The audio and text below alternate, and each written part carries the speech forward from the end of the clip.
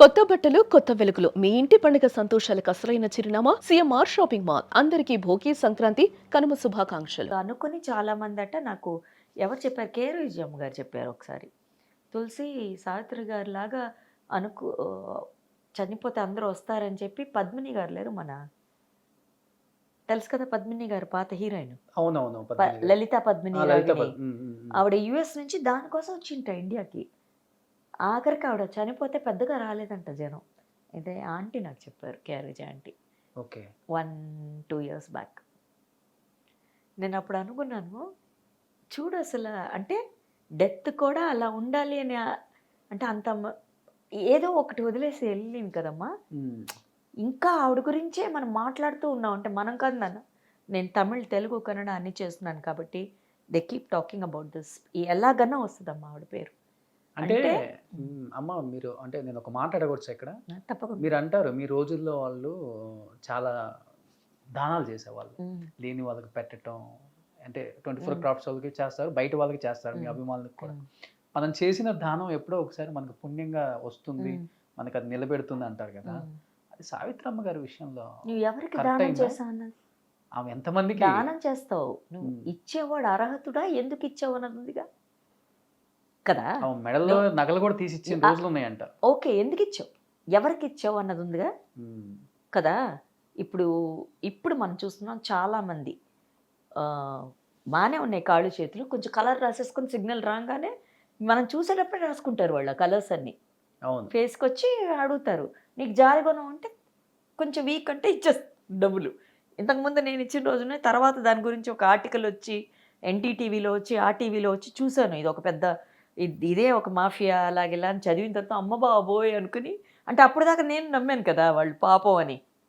So ఇవన్నీ చూసినప్పుడు ఇప్పుడు అది ఎంతమంది బెగర్స్ రిచెస్ట్ పీపుల్ అని మనం ఎన్ని ఆర్టికల్స్ చూస్తున్నాం ఆయన.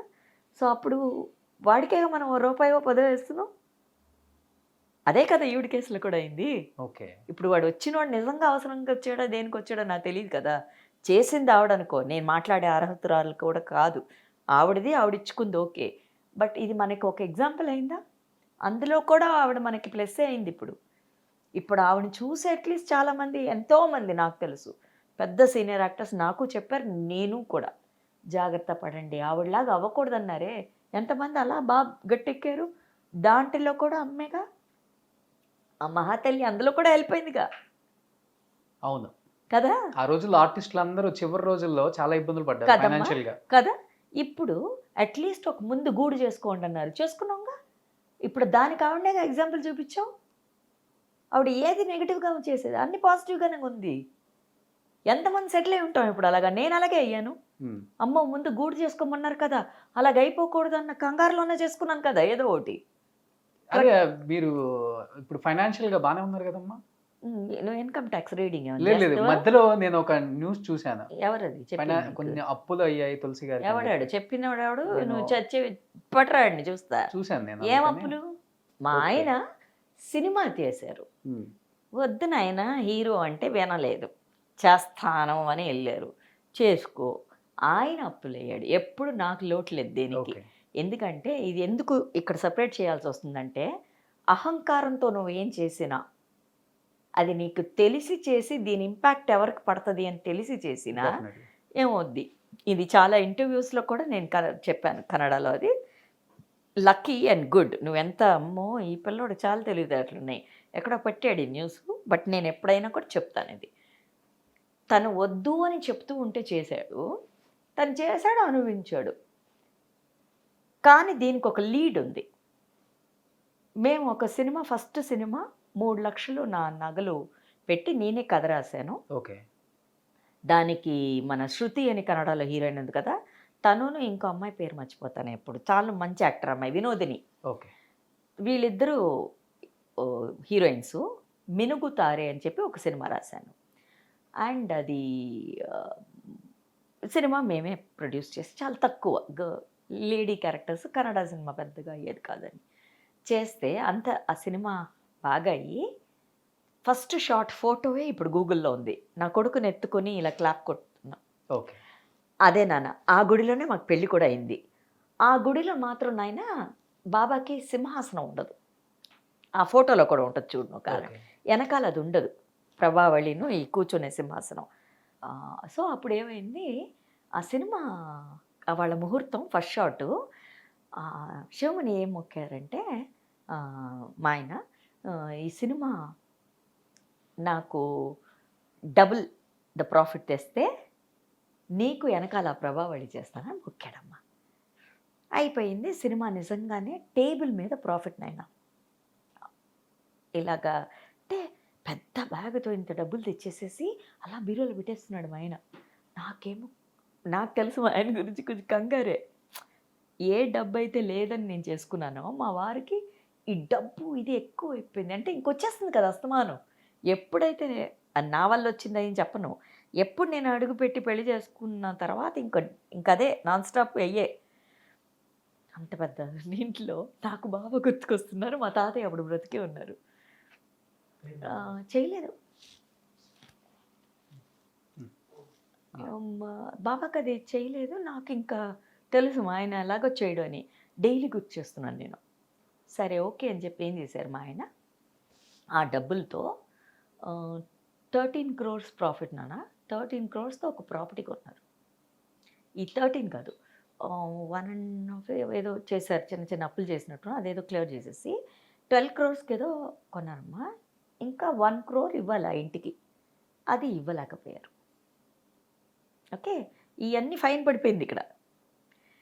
ఇది చేయలేదు కదా. అప్పుడు దాని కాస్ట్ నాకు బాగా గుర్తుంది, 2 lakhs. నేను అడిగి పెట్టుకున్నాను ఇవన్నీ, చెప్పంగానే మళ్ళీ చెయ్యాలి కదా వెళ్ళి. ఇది అయిపోయింది. ఇది అయిన తర్వాత సరే ఇంకా ఈ చేయలేదు. ఈ ఇల్లు కొని రిజిస్టరు, ఇల్లు వాస్తు రాంగ్ అట, వెస్ట్ ఫేసింగ్ అసలు పడదు. అదేదో ఆయనకుంది, నాకు లేవు అవన్నీ. అదైందా, ఏది అసలు డబ్బులే వచ్చే దారి లేదు. దీనికేంటంటే ఏదన్నా బాగా కష్టపడి వచ్చి డబ్బులు చూడనోళ్ళు కదమ్మా, ఒక్కసారి వచ్చి పోయిన తర్వాత ఎలా ఉంటుంది ఇంకా మళ్ళీ. How you feel? కంగారు ఇంకా వచ్చేస్తుంది వాళ్ళకి. అంటే నేనంటే చిన్నప్పటి నుంచి అన్నీ చూసి నిదానంగా ఉండి అలా ఉన్నాను. అది కాదు కదా, రాగానే ఇంకా కంగారు ఉంటుంది చూడు, ఆ డబ్బులు వచ్చేసరికి.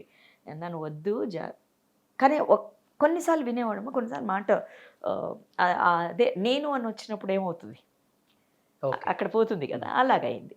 సరే అప్పుడు ఇంకా ఆ ఇల్లు ఇది కట్టలేక ఇదైతే అప్పటికి తాతయ్య ఉన్నారు. మా తాతయ్య కాల్ చేసి, ల్యాండ్ లైన్ ఉండేది, కాల్ చేసి తాతయ్య ఎలాగా అంటే నువ్వేమి ఇది అవ్వక, ఎప్పుడు బాబా నేను చల్లగా పెట్టుకుంటారు, బాబా ఉన్న నల్ల పాతపారు, ఈ మాట వస్తూనే ఉంటుంది. అప్పటికి సాయి పుట్టేశాడు నాయన. సో ఇంకా నేను ఈ సాయిది ఇది ఫోకస్కి అయ్యి ఇంకా అది వదిలేసాను, ఏం చేసుకొని అని. బట్ నేను I decided I must do it for Baba. ఇది నాకేంటంటే ఎవరికైనా సరే, మనిషికైనా గురువుకైనా ఎవరికైనా మాట ఇస్తే అది చెయ్యాలి. నా వే ఆఫ్ లివింగ్ లైఫ్. అది అయిపోయింది, ఇంకా అది వదిలేసాం అమ్మ. ఇక్కడ ఒక ఫైన్ పడిందా, నెక్స్ట్ లెవెల్కి తీసుకెళ్ళాడు బాబా. ఏం చేస్తున్నాడు బాబా, నువ్వు నాతో ఒప్పుకున్నావా, బిజినెస్ కదా, ఏమన్నావు నువ్వు నాకు, ఇంతో 8% ఇస్తాను, అది 2 lakhs. నెక్స్ట్ అది అలా అలా వడ్డీతో పెరుగుతూ వచ్చిందా, చేరుతూ ఉందో పక్కన. మేము బాగానే ఉన్నాం, సాయి నేను బాగున్నాం, ఆయన బాగానే ఉన్నారు. అవి తిండికి అదికి ఎప్పుడూ లోట్లేదు ఇంట్లో. ఇది అయిపోయిన తర్వాత నాయన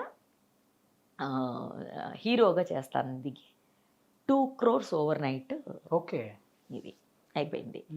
ఈ ప్యార్లలో ఒక మంచి విషయం ఏం జరిగిందంటే, తాతయ్య ఎప్పుడు అనేవారు, ఎప్పుడో నా పెళ్ళికి ముందు నా హీరోయిన్గా ఫేడ్ అయిపోయిన తర్వాత, అమ్మగా నువ్వు ఎప్పుడు మంచి పేరు తెచ్చుకుంటావు, నువ్వు మిగులుతావు సినిమాలో అన్నారు. ఇంకా సినిమాలు ఎందుకు తాత, చాలు అన్నాను నేను. ఎప్పుడు అప్పటికే మార్కెట్ పోయింది అంటూ ఉండేవారు తాతయ్య, నువ్వు అమ్మగా ఉంటావు అని. అది అప్పుడు నిజమైంది రోషను. ఎలా నిజమైంది, సిద్ధలింగయ్య గారు తెలుసా నీకు, పెద్ద ప్రొడ్యూసర్. ఎవరు ఇప్పుడు వారిస్ ఎవరు చెప్పు?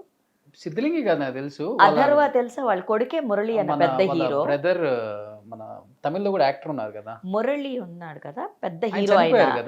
ఆయన కొడుకు అథర్వ ఇప్పుడు చేస్తున్నాడు కదా ఆ అబ్బాయి తమిళ్. ఆ అబ్బాయి సినిమాలన్నీ తెలుగులో డబ్ అయినాయి. మన ఐశ్వర్య హీరోయిన్ ఉంది కదా, వాళ్ళిద్దరు పొలిటికల్గా కూడా ఉన్నారు కదా ఆయన. అది నాకు తెలియదమ్మా, నాకు తెలియదు. నువ్వు కన్ఫ్యూజ్ అవుతున్నావు. సిద్ధలింగయ్య అన్నది సీఎం, నేను చెప్పేది సిద్లింగే ప్రొడ్యూసర్, ఆయన పొలిటిక్స్లో ఎప్పుడు లేదు. మురళి వాళ్ళ డాడీ. అవును. అయితే ఆయన ఇంటికి వచ్చి ఆయనకి నేను శివమణి అంటే చాలా ఇది, కానీ శివమణికి మంచి పేరు ఉంది డైరెక్టర్గా, అది హీరోగా వద్దని అది చెప్పినప్పుడు వినలేదు. అది అయింది. ఇంకా ఆయన వచ్చి తులసిని వచ్చి వాళ్ళు చక్కగా లక్షణంగా ఉన్నాం. సాయి అప్పటికే వెళ్తున్నాడు నర్సరీకి. ఓకే. వాడు స్కూల్కి వెళ్తున్నాడు కదా, ఈవినింగ్ వస్తున్నాడు కదా, నీ పనులన్నీ ఎలాగో అయిపోతున్నాయి, వై డోంట్ యూ యాక్ట్ అని. అప్పటికి చాలా సినిమాలు రావడం మొదలుపెట్టినాయి కన్నడలో. ఎందుకంటే దే వాంటెడ్